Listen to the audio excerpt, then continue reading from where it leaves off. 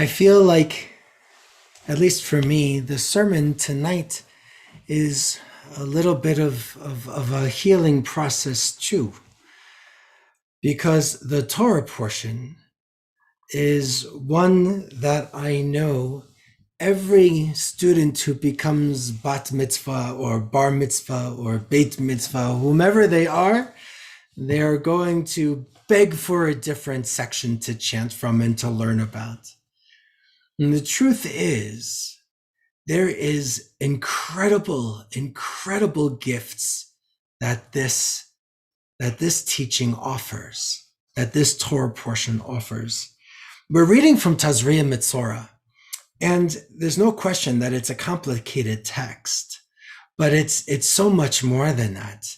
You see, we read in a part of this all about tzara'at. Tzara'at we used to call leprosy. We don't know what it actually was. Maybe it was dermatitis or psoriasis, but it wasn't leprosy. But this tzara'at was this skin affection, something that was on the skin that was noticeable. And the priests would go out, because the priests were the leaders of the time. There were no rabbis yet. Those priests, the Kohanim, would go out and they would examine and they would determine what needs to happen for this person. Were they to be outside of the community, isolated until they heal, or would they be able to be brought back? Or before they went anywhere, would they be able to stay? And in chapter 13, it says very clearly the priest, the Kohen, is going to examine the affection on the skin. That's the verse. The priest shall examine the affection on the skin. The Hebrew is vera'ah, which means to see, ha-kohen, the priest, et ha-nega. And nega is the affection. It's the skin issue that they have. So the Kohen is going to look at this thing that is on their skin. Again, the translation that we normally see is going to be the priest is going to examine the affection on the skin. We translate examine, but the word is simply ra'ah, from lirot. Nega is a plague or an infection or an affection. It's some kind of condition, disease. Ultimately, it's a wound. So the context is clear. The priest has to go and examine the person who has this tzara'at. But somebody helped me to see this so differently. I wish I could remember who. But at some point over the years, I learned that we should not translate it in such a fancy or formal way. Really, it just means that the priest is going to see the person's wound. The priest shall really see his wound. And I find that to be so powerful. The priest is the one who's the leader, but still a regular human being, and is going to look deliberately to find out where it hurts. It's kind of an extraordinary teaching. We tend to look away when somebody experiences hurt. We don't want to get involved. We tend to dismiss it. Sometimes we'll crack a joke, and that joke isn't really healing or helpful, or we all know we don't show up at all. I remember when my own father died, one of the things that was so hard for my mother years ago was how couples stopped calling. It was only her other single friends that would be continuing to reach out. Something shifted, and if I don't know what to say, I tend to hold it all in. Instead, can we look at someone and really see their pain the way the priest is instructed to do so? Can we go to somebody and sit with their hurt? Can we reach out and extend a hand? Try to offer something, bring something up, maybe even uplift, even when, or especially when we can't fix it. I've been doing a lot of learning the last few years about what it is that we really need from faith, religion, Judaism, whatever it is. What is it that we really need? And the more I read and learn, the more I believe that we just want to be seen. We want to be known, we want to be loved, we want somebody to accompany us. So let's look at the wounds and see how we can help. And we have learned story after story of all of these examples of how people have hurt, but we tend to not really pay attention. I've been sharing what I've been learning, all of these women sharing their difficulties of experiences at work with extended family, even in their congregations. And after sharing something that was hard for them, a difficult experience, a place where somebody crossed boundaries, they have been told, these women, to get over it. We have to look and see where somebody's hurting. We have been learning that when someone who is Black or brown comes into a congregational space, often a synagogue space, what they have to endure, people's curious questions. They might say, "What are you doing here?" The answer could be, "I'm Jewish." But then somebody might persist and ask, almost like an interrogation, and say, "Were your parents Jewish? Did you convert?" Well, why do we need to know? It's basically looking at somebody as exotic rather than as someone who belongs. We have to look and see where somebody hurts. What if we are in services and somebody moves a wheelchair out of the way so I can sit, but that person whose chair has been moved now has to figure out how are they going to engage another person, or perhaps correct somebody and say, "I need that close by." Or when we innocently and gently want to pet somebody's service dog without realizing that if the dog is going to be distracted, the person could be at risk. Many of us don't think that it's so problematic. We're innocent. We didn't know, but without asking about what causes somebody else hurt, we continue to make somebody feel overlooked. And the Torah tells us, "V'ra'ah et hakohen et hanega." What about when a transgender person comes to the synagogue and the rabbi continually refers to men and women in the sermons? Then that trans individual feels unseen.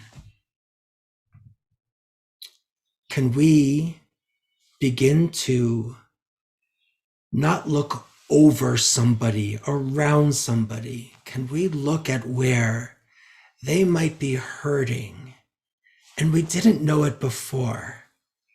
So let's try and ask, what is it that you need?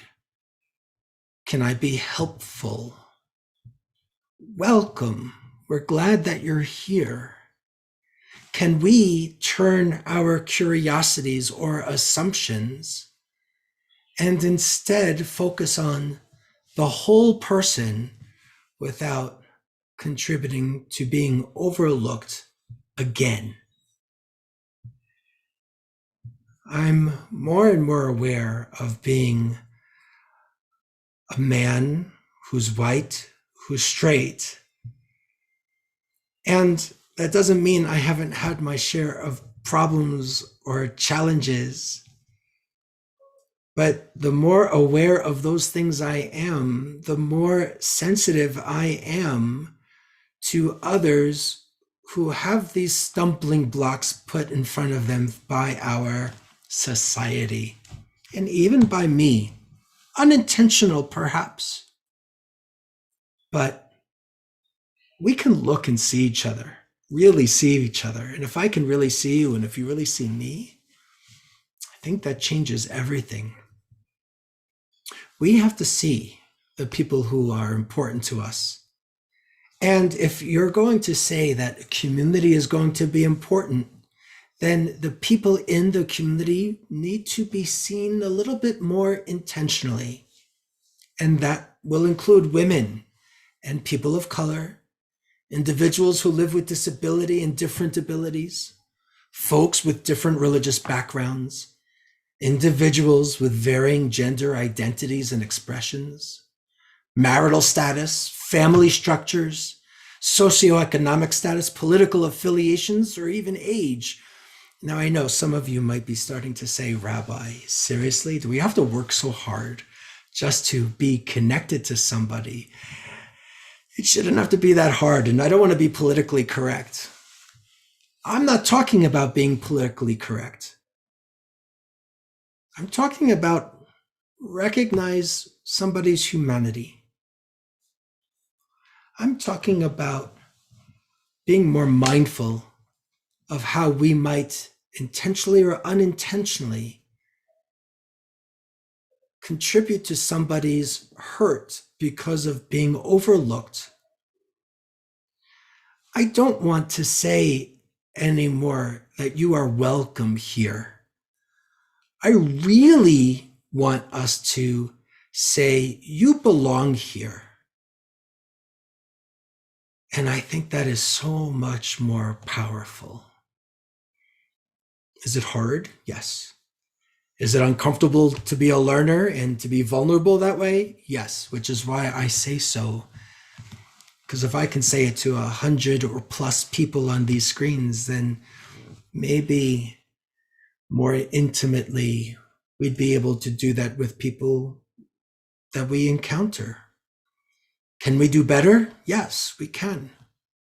And this message is so important to me, not only to make our congregation more relevant, not only because I get to hear when people are hurting, where other people are making assumptions that they're doing just fine, but also because we live in a country that has not always, I take that back, who has not seen Black and brown people's worth as human beings for far too long. And so they are at far more risk as we see more lives taken unnecessarily this week. We must do better, and we must see people as they are. So the last thing, I want to acknowledge that many people have been hearing me talk more and more and more about not just a safe space, but I've been starting to talk about a brave space. I don't think I want to use safe space anymore. And there's another consultant that we've been working with in the synagogue who told me about a newer term called a brave space. And it's not because I want to appear woke or have a certain sense of clarity. I don't. But this idea of a brave space is powerful because I can't guarantee a safe space. I wish I could. But I can encourage a brave one where we can bring who we are, and we can be a little bit more vulnerable than we have been. Not just to tell truths and stories and be seen and heard and known, but to also let myself have a homecoming, a return. We aren't an organization, we're a congregation. It's a different standard for me, and we're going to get it wrong. And we have at times gotten it wrong. It doesn't mean we can't continue to build on the shoulders of those who came before us to do something amazing and beautiful, where people are seen and so they belong. And I think it begins like the Kohen of old, to look at the wound in order to prepare to bring the individual back into community. Now, the wounds don't always go away, but we can accompany one another and share our strength. That we can do. And I hope we can try. A breath. I want to open another door before Aleinu. Open a door another time for Aleinu. If you're following along on page 570, we are in the midst of opening doors, and some mystics are going to say all of these weeks and days come together to bring meaning with certain kinds of mystical traits. For me, you know me by now, I'm not a mystic, but I do believe that from liberation at Passover to revelation at Sinai, we're able to go on a journey. So for the counting of the Omer, I'm ready to fulfill this mitzvah of counting the Omer. Our praise to you, Adonai, sovereign of all, who hallows us with mitzvot, commanding us to count the Omer. Baruch atah Adonai Eloheinu melech haolam, asher k'deshanu b'mitzvotav v'tzivanu al sfirat ha'omer. Today's 20 days, which is 2 weeks and 6 days of the Omer, Hayom, Esrim Yom, Shehem Shnei Shvuot, V'shisha Yamim Ba'omer. We can move into another day, another tradition of unlocking a new door, so that we can be at Sinai together. How glorious is that? Be a part of receiving gifts from God and our ancestors all together. That's what the Omer is for me. 586 at the bottom of the page. Holly's going to continue to lead